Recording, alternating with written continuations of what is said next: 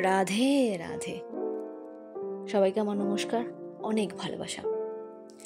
আজকেও আমি নিজের মনের একটা ছোট্ট ভাবনা বা ছোট্ট বিচার বলতে পারেন সবার সামনে রাখতে চাই।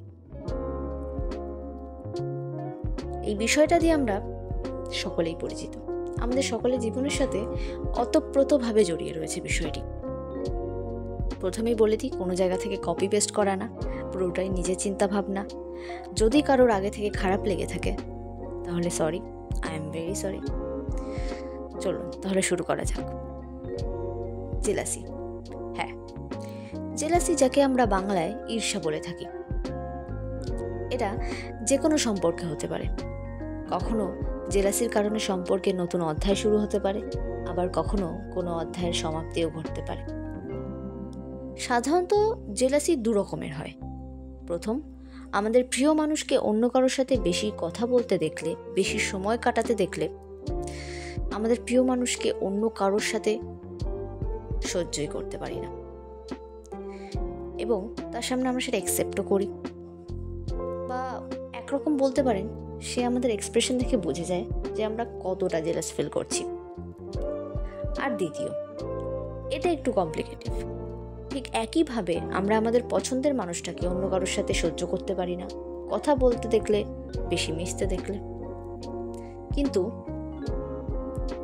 আমরা সেই প্রিয় মানুষটার কাছে অ্যাকসেপ্ট করতে পারি না, নিজের কাছেও না, অন্য কারোর কাছে না। কারণ সেই মানুষ আমাদের প্রিয়জন হলেও আমরা তার প্রিয়জন না। অনেকটা ওয়ান সাইডেড লাভের ঈর্ষা, না পারি বলতে আর না পারি সহ্য করতে। আর এই জেলাসি যদি বন্ধুত্বে আসে, তাহলে হ্যাঁ, বন্ধুত্বে দুভাবে জেলাসি আসতে পারে। প্রথম, একে অপরের প্রতি। আর একে অপরের প্রতি যদি বন্ধুত্বে জেলাসি বা ঈর্ষা থাকে, তাহলে সেটা বন্ধুত্ব না, সেটা সুযোগ নেওয়া। আর সুযোগ নেওয়াটা বন্ধুত্ব হতে পারে না। আর দ্বিতীয়, এটা না খুব সুন্দর অনুভূতি। আপনি তার সাথে রিলেশনে আছেন না ফ্রেন্ডশিপে, তা ধরতে পারবেন না। আপনাকে ছেড়ে অন্য কারোর সাথে বেশি সময় কাটালে বা কথা বললে সেটা অ্যাকসেপ্টই করতে পারবেন না। তারও একই অনুভূতি। কিন্তু এই জেলাসি না সবাই তার লাইফে পাওয়াটা খুব দরকার। জীবনে বন্ধুত্ব হোক বা ভালোবাসা, দুটোতেই জেলাসি না থাকলে বোঝা সম্ভব না সে আমাদের লাইফে কতটা ইম্পর্ট্যান্ট। সে আমাদের প্রায়োরিটি লিস্টের ঠিক কোন জায়গায়, সেটা বুঝতে পারবেন না।